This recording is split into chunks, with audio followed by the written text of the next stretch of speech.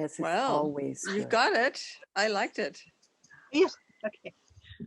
Step 20. Here we are. Okay. Mission for step 20. Our conscious evolution into peace. To bring presence of the oneness and faith in the evolution of humanity to harmonize at the 7th crown chakra. Shasara, the 1,000-petaled lotus. We become conscious of the larger and more vital role we are being asked to play as an orchestrator of new realities. We step into our role as a true change agent for peace. Background. This is the second step into the crown chakra. The next step is the last, the 21st step on this journey.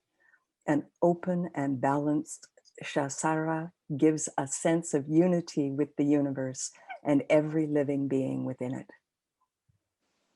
We are evolving into peace. What is peace? A flood of love and joy in the world family. This place of consciousness is located in the crown of the head and manifests internally as an experience beyond words or vision, an internal manifestation of a higher subjective experience. Spiritually realized beings call higher consciousness knowing God, God realization, or self-realization. God, source, creator, is growing in and through his, her, its entire creation, all life on earth, and the cutting edge of which is the human species. Divinity, like and through all creation, is an evolving, ever-transcending reality. Higher consciousness is ever evolving, ever progressing. God itself is in the process of ever-transcending evolution. God is making progress, constant progress in and through everyone into beauty, joy, harmony, creativity, love, and peace on earth. Whether empowered by a knowing of God or not, everyone who has intention towards peace exhibits a state of consciousness necessary for peace. Having chosen to be here, reading these words or hearing these words indicates this exists in you. The activity today is to remind ourselves of this quality we already possess. What is consciousness evolution? Perhaps all evolution is conscious, as all creation is conscious. What is evolution? Evolution is adaptation. We consciously choose to adaptively live on earth, transcending from broken systems to natural systems that are in harmony with all life on earth, so we can once again thrive in an abundance of sufficiency. We have shone light into the shadows of the lower other chakras by stepping through the peace labyrinth. There is one more step after this. These last steps have prepared you by your intent to be co-creative, co-collective, and co-connected with your own energies as well as with all of life. A high level of awareness is available. The energy in the crown chakra is more and beyond the usual mind. It is transcendent. It is of a higher consciousness, and it is collective and connected. How does activating the crown chakra, or this higher mind, help our conscious evolution into beauty, joy, harmony, creativity, love, and peace on earth? Realizing solutions and resources that come from within us, we wield the power within us to affect our collective consciousness. It has yet to be appreciated to its fullness.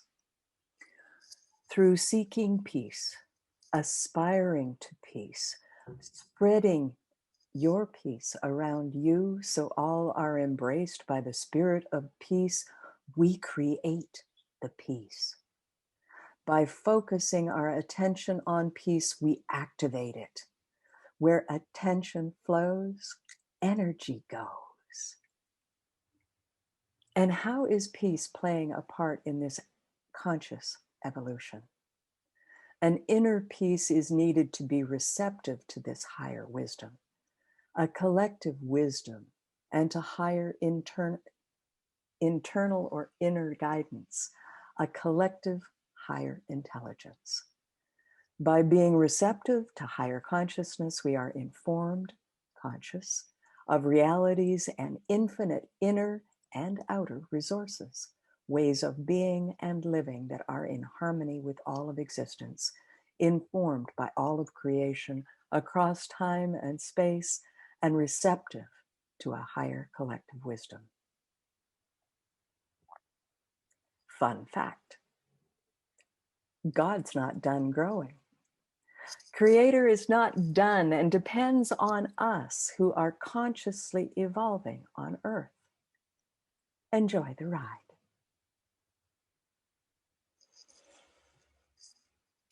And that's it for now.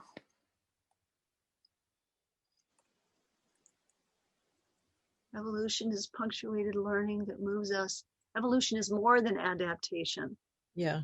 Evolution is punctuated learning that moves us, up levels us to a new existence, a new way of living, a new way of being, right? Yeah. Yeah. I'm searching for another word for level. Yeah. Dimension. Dimension. All right. We could do dimension. Yeah. That up dimensions us, that up levels us to a new dimension of existence. A new dimension, not level. Dimension, yes.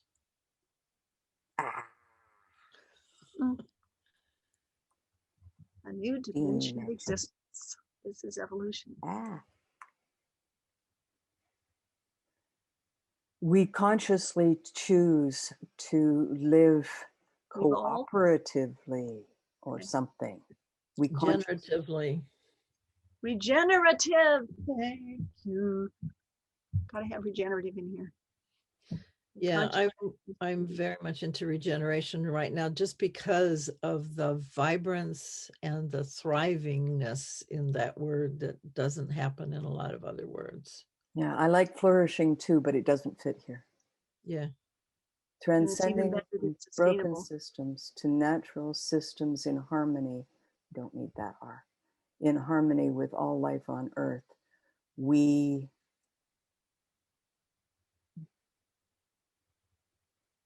thrive in an abundance of sufficiency. Is that hitting it all complete for you, Catherine? Evolution is more than adaptation. It is punctuated learning that up-levels us to a new dimension of existence. We consciously choose to live regeneratively on Earth. Yeah, that's okay. Yep. Transcending from broken systems to natural systems in harmony with all life on Earth, we thrive in an abundance of sufficiency.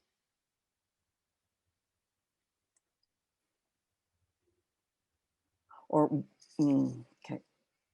Abundance of sufficiency. That sounds like a pleonasm to me. Yeah, sufficiency kind of stops me too. Thrive in an abundance. A flourishing abundance. Yeah, flourishing abundance works. Can I share with you the experience I had yesterday, which is rather pleasant. Excellent. But once maybe we finish this editing of this paragraph. I think we've got one audio here, so. Shall I stop this recording? Yeah. At this point? Yeah. It seems to me that this is wrapping around to where we were talking earlier, Franca, about the steps, going back and doing the steps together as ChatAction, and exchanging experiences of, for example, step 8 being done 2 different ways, and the experiences that we are going through as we go through the map of the chakras. And whether it is actually chakras or an entanglement of the fields, the intersections of the fields that that make up the torus around the body of each one of us and around the planet.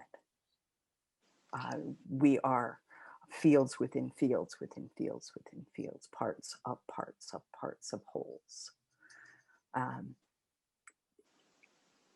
The exchanging of epiphanies and realizations, I believe, is how we light up humanity. This is, the light comes from within us, and it is that we have come to be and do, is to light up the world, light up humanity. The one we are is made of light, and by sharing our light with each other, we magnify it. And this is what we are doing in each and every now. Zoom is helping us do it. Yay, Zoom. Yeah, okay. I was just saying, I mean, I agree with you, because that's what, I mean, I have to say, have you guys got experience working with kids? Because not a lot. Catherine, when you were teaching, what age group? I taught everything from 2nd grade to college, but most of my experience was in college. Right. And I work better, the more people know, the better I work with them, actually. So I have that effect. Did you spot the experience that people were having? You know, when a kid is like, has difficulty, and then yeah, they're like, I can do this. Did you get that experience?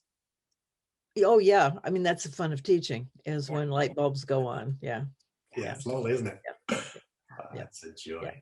Yeah, it is. To do this with consciousness, though, that's because that's what the kids are. They're developing. It's not just, I can't do this maths, I can do this maths. It's more like, I'm fitting in to this class. There's something I'm thinking. A lot of the stuff, because I did maths. What was your subject? Well, like I said, most of my teaching was in college, and it was leadership development and systems process improvement and values and ethics. Oh, wow. Yeah. Wow. I was dealing with like small kids, all right, basically 12 to 16, 11 to 16. I did teach teenagers, and I taught them how to go into business for themselves. So entrepreneurship. Oh, nice. So they started businesses. Nice. So when I was teaching like maths and stuff, because I would be thinking, so for example, I'd be writing up on the board, I would do things like write up some maths, and then I'd be looking at the kids, I'd be going, oh right, I think I can see what the problem is. And everybody was thinking that it was the maths on the board. And I was like, you think the maths is on the board? Maths isn't on the board. It's in my mind. I'm doing the maths. That's like the footprints in the sand. That's just, you're trying to work out what I'm thinking from that. No, you should be in my mind, so that when I'm writing, you're going, oh yeah, because you're doing the maths too. Okay.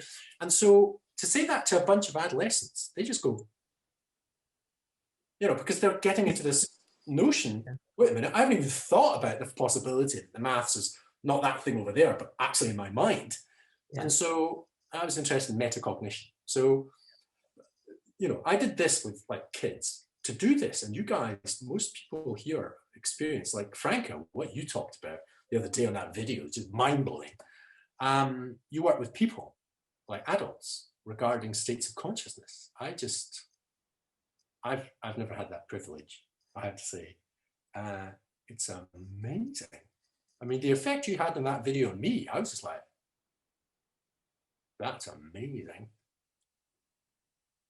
That very video on step 8. Are you talking about that one? It's the one, well, you see, I can't remember the numbers, even though I do the maths.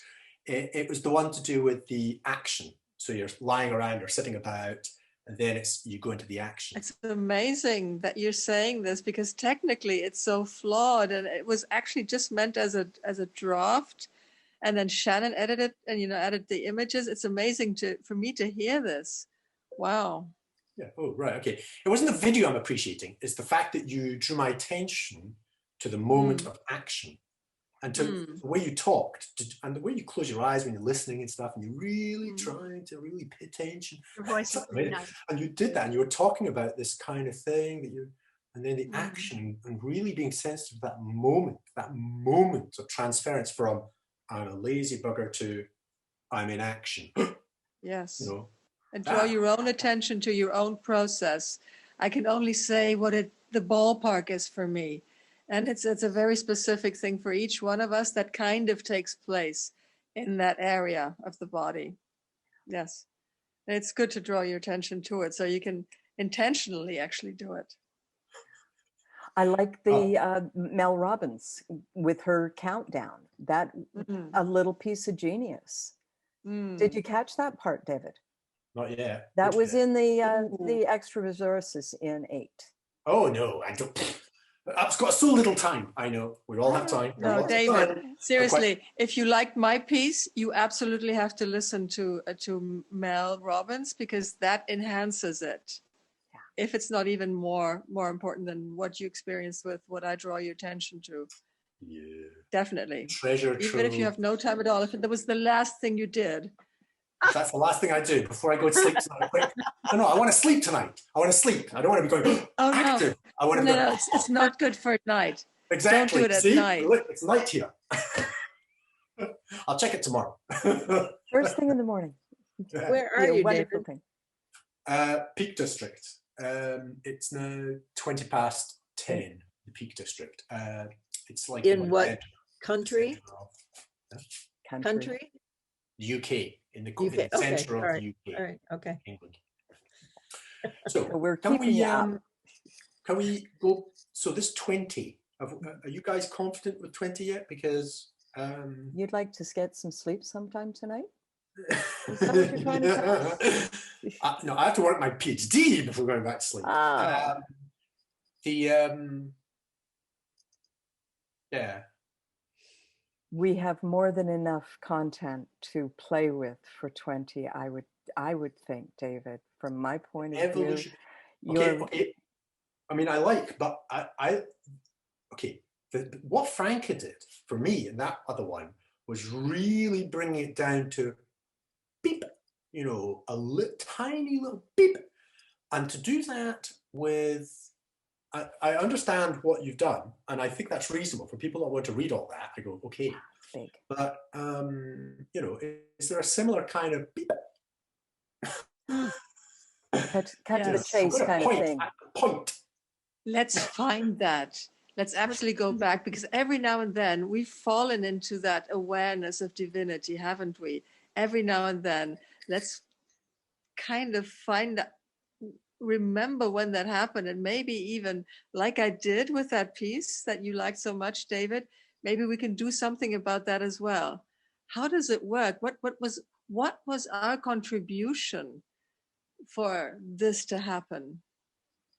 This David Rohr calls it falling upwards.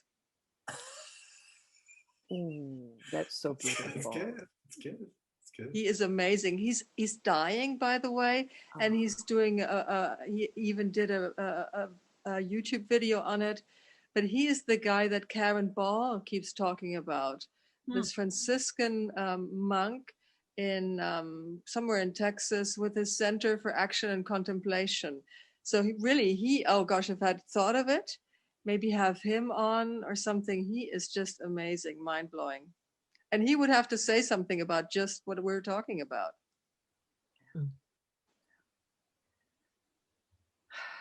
So I'm hearing a call for a bleep. Something that might be words and not just the gong. because it could be the Oh, gong. the gong. Oh, I do have one thing. Sorry, listen, sorry, guys, sorry. I don't talk to Who's anybody. recording Right? this? I've been isolated for years. I've been doing maths. I'm recording maths. it. What? All right.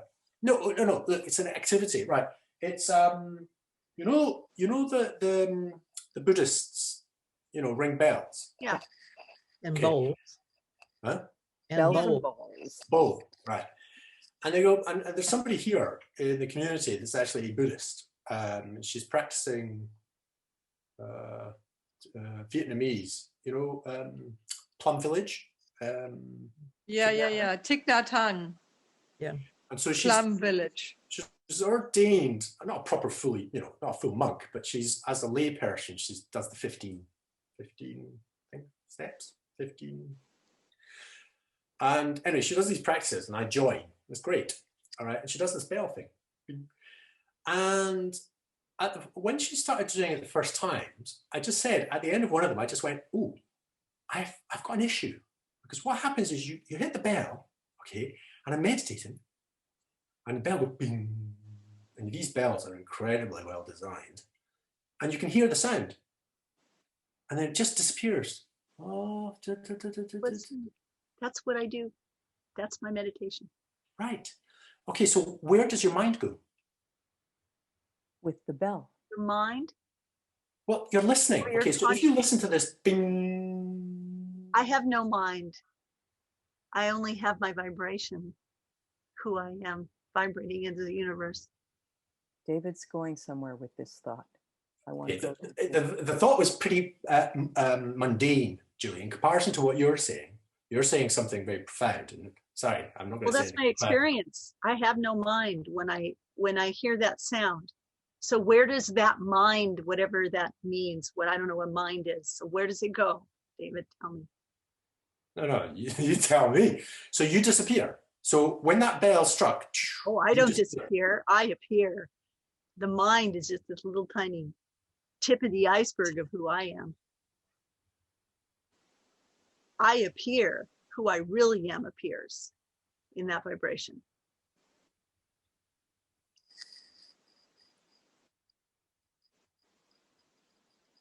The illusion disappears and you appear. That could be a big David piece needs of to that, meditate like on that that blip for a while. that takes you. Yeah. And we hijacked the point. You hijacked Sorry. it. Well, yes, it was a good one. It's a good one to hijack.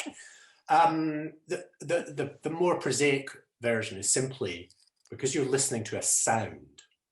Yeah, but look, I've got a bell there, but so you're listening to the sound, and then the sound, if you listen to it, it disappears, gets lower and lower and lower, and you're still listening. You're still listening. You're still listening. You're still listening, and it's going. And then she would talk, and I'd be like, "Wait a minute, I'm still listening." Okay. That's right. That's right. And so I you asked let her, it go for long enough that you're Well, ready to receive again. yes, but I thought that the practice of the bell was to lead you in that direction, to listen to this thing, till eventually you're just incredibly attuned to the process of listening. Yes. And the source of it has gone. So your mind is this incredibly attenuated listening thing. You are the receiver. Yeah. But there's nothing. That's the point. It's not a voice, it's not a sound, it's not da da da da. You're just going, and that direction for me, I went, God, these Buddhists, they know what they're doing. That's the absolute best meditation. I mean, that's the best. I'm recording this, and I would just like to complete this with, or add my observation with this. I have experienced her teacher, Thich Nhat Hanh, various times. And when he gives satsang, or when he teaches, sometimes he will use that bell, the symbol, or the singing bowl. I don't even know what it was anymore exactly. When he said something that he wanted the audience to really soak in. And that's actually what we did. That's what I remember doing. He said something and bing, And he wouldn't do it a whole lot. But definitely when we heard that bell, when I heard that bell, nothing else was going on in my mind. And that last idea of his was all that was going on. Yeah. And it was kind of riding on the sound. Yeah, that's nice. That's the observation. That's how I experienced Thich Nhat Hanh and his way of teaching. So it's a bit like what you said, David, but with me, it was more utilized for something else to sink deeper.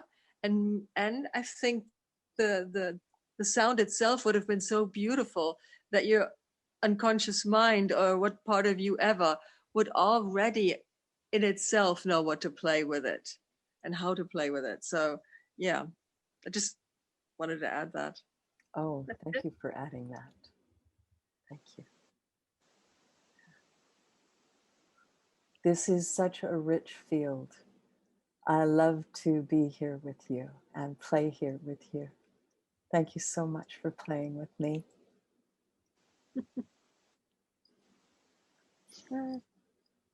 Here on my paradox. Yes, your paradox. What shall I call this part of the conversation as I'm about to send it out? The Bing. No mind. No mind through listening. Oh, yeah. No mind through listening. I think that's what we're doing. And I'm going to spell it British, the through. So I was just wondering. Because it's... Yeah, sorry. There is only one through. Julie, because you've got this gong thing, I wonder if that, to supplement all the writing, so that if we say to people, listen to the sound and follow it to its extinction. Oh, I don't know. People don't like that. Follow it, follow the sound to, and maybe Franca, or what? Something that people have described here. Maybe we could. So the sound could do that, but maybe the bit before that, somebody says, is like what you said about Thich Nhat Hanh. Yeah. So something's being said, and then say, and now listen to the sound, and just where it takes you. Okay. Listen as far as long as you can. The practice that Franca has introduced of the bell being struck upon the speaking of brilliance has been used in circles in my past. And I love the practice because in conversation, quite often we step all over each other and we don't get to hold the brilliance of an idea and to allow that brilliance to seep into ourselves. and so the bell just stops everything. And during that moment of sound, it permeates your body and you feel it. And that brilliance infuses your soul. This is the fun part, man. Yeah, I have to say, I do enjoy this, all right? Because I know, you got to go. No, the last time I did anything like this was with kids, all right? Because it's faster. You guys are, we're all slower. We're older, but we're adults and we're all slower. Whereas kids, basically, it has to happen quick. Speak for yourself, Okay, man. I'm old.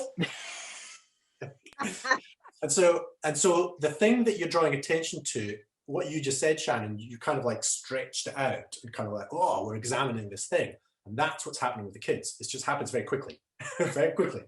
And those things are happening. The brightness and the genius that emerges between us. So when a kid says something and you go, what was that? And they say half a burp. I mean, really, it's like, you're like, what was that? And then they'll may retract, they'll do something, but they may try again. No, just tell me a little bit more. And then you can see everybody else is going, he's actually listening to one of us. And I am. I'm literally listening to them. And I'm going, no, just a little bit more. What are you saying? Before they disappear. What was it? And they go, ugh. And they try again, and then I go, is it this? And then I try to represent what they just said in some form or equation or whatever it is, and it's correct. And if it's correct, they just go, no, it's correct in the sense that I've reflected them. Yeah, that's what I mean by correct. It's not because they've reflected something I'm teaching them. It's because I've heard them and I've gone, oh, what is that? And if it's a genuinely new idea that I've never even heard of, now that's like, mwah. I mean, really. So we're gonna have to do an addendum for this. If you want the addendum to step 9. No, but anybody that comes out with it, that's the point. If this is unique, if this is us, and yes, we might get together again. 20. What do I keep? I like 9. I guess step 20 is step 9 for me. Anyway. What's step 9? What's step 9? Where's the nice number? Your mind, 9. Julie. Your mind is just like this kind of wow. Okay, what's 9? What is 9, Julie? 9 is 3 threes. All right. 9 is just nice. I like 9. Somebody else can tell you what 9 is. I just really like it. It's 3 threes. I like 9. Are you talking about the step 9 or the number 9? No, I'm just calling this step 9 and it's step 20. Conscious evolution. Maybe conscious evolution is 9. I don't know. Your free association just going wild. Okay. I just keep calling it step 9. No. Step 20. Well, mathematically. Okay. So, we're all having a lot of fun and we all have things to do. Catherine is very